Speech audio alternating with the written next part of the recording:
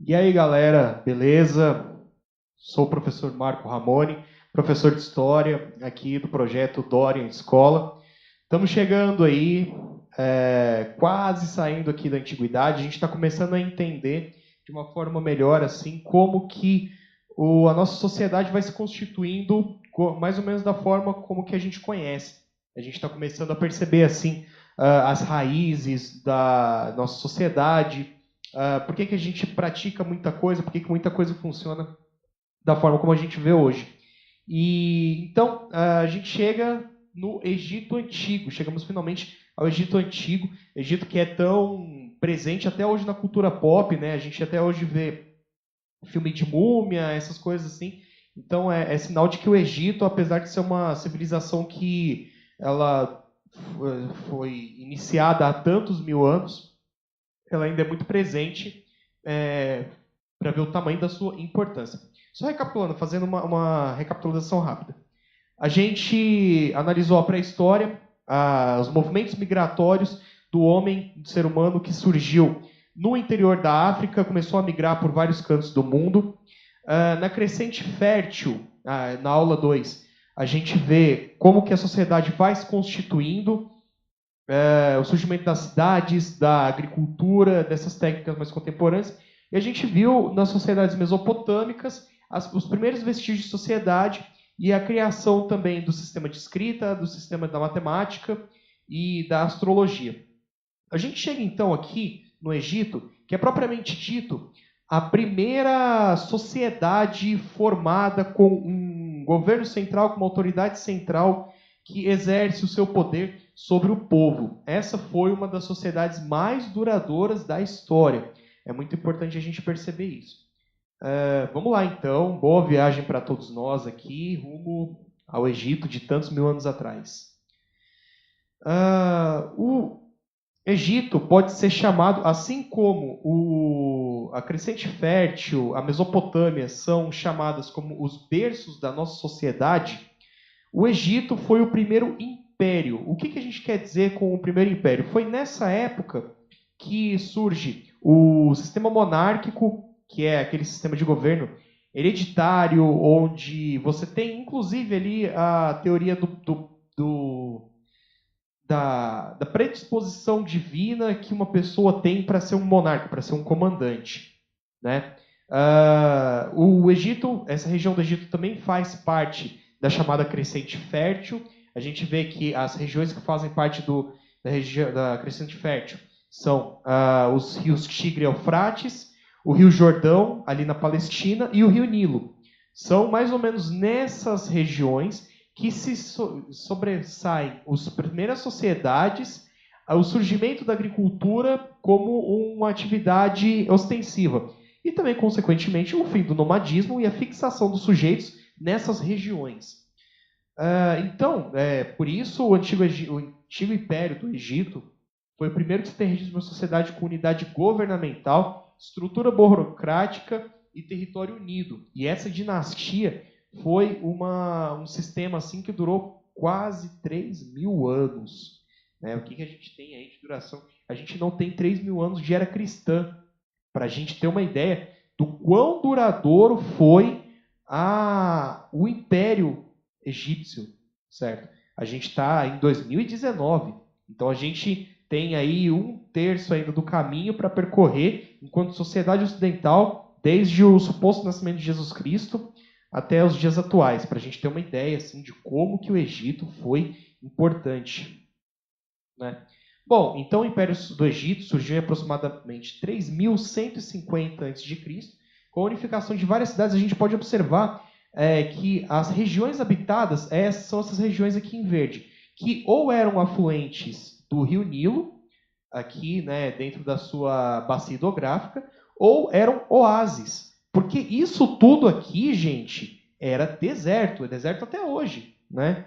Então, eram poucos que ousavam fazer povoamentos que não fosse nas proximidades do rio, ou aqui a gente pode ver essa cidade isolada aqui, que era litorânea.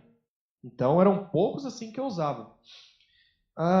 Então, mais ou menos nesse período aí, 3.150 a.C., a gente tem a unificação do Alto Egito e do Baixo Egito. Quem faz essa unificação é o primeiro faraó, né?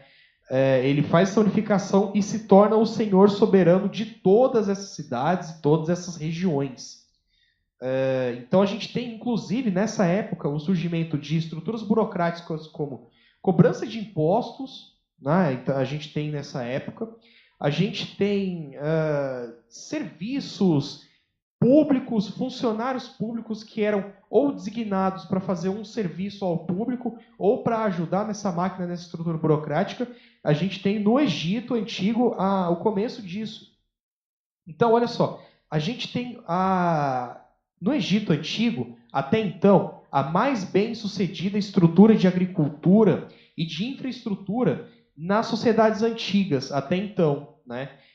Foi tão bem-sucedido que essa venda dos excedentes de trigo, de cevada, esses alimentos assim que eles inclusive exportavam, favoreceu a busca de metais preciosos em regiões de deserto.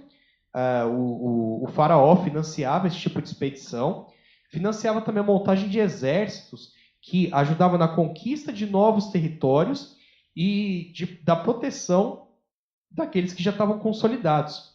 E também de grandes construções, obras de arte, itens de artesanato, que a gente vê até hoje. A gente está vendo aqui na imagem a esfinge e as pirâmides. Isso fez parte desse sistema de financiamentos, assim, que o Egito acumulou tantos recursos, tantas riquezas, que foi possível fazer esse tipo de realização.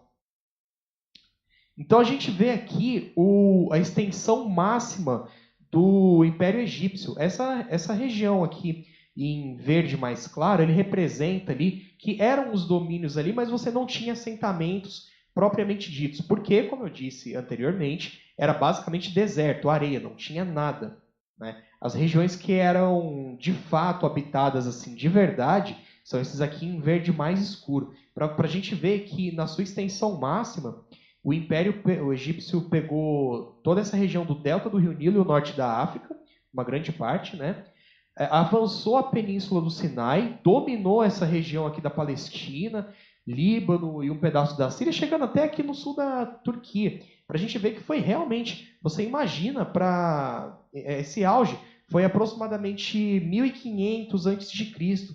Como que era a força tamanha que eles conseguiam manter essa estrutura burocrática numa faixa tão extensa a 1500 antes de Cristo, que significa que são aí mais de 3.500 anos atrás, né? Então eles encontraram o auge assim com todos esses financiamentos, mas com a ascensão de vários outros impérios. Principalmente a gente consegue destacar aqui as empreitadas de Alexandre o Grande, o desenvolvimento do Império Persa, a ascensão dos impérios grego e romano, que são as sociedades clássicas ocidentais. Eles fizeram com que o Egito Antigo perdesse muita força. Tanto é que esse império, da forma como a gente conhece, com essas estruturas burocráticas, ele encontra seu fim, formalmente, muito perto ali da era cristã, mais ou menos em 150 a.C. O que não deixa de ser notável o tempo que tenha durado esse império, funcionando todas essas estruturas, não deixa de ser muito notável, não deixa de ser digno de uma admiração muito grande.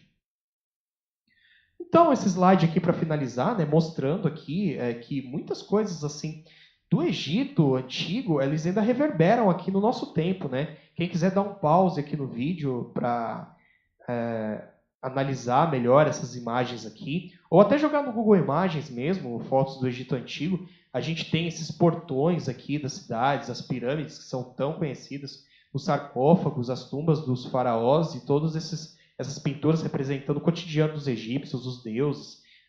São coisas que reverberam até hoje, que influenciam a nossa cultura até hoje. Por isso que a gente fala que o Egito Antigo também faz parte da origem da nossa sociedade. Muito bem, é isso então. Espero vocês com muita ansiedade para a gente esclarecer aqui nas duas próximas aulas as duas sociedades clássicas do Ocidente, que são Grécia e Roma. Esperem com ansiedade porque eu vou preparar um negócio muito bacana para vocês. Beleza? Falou!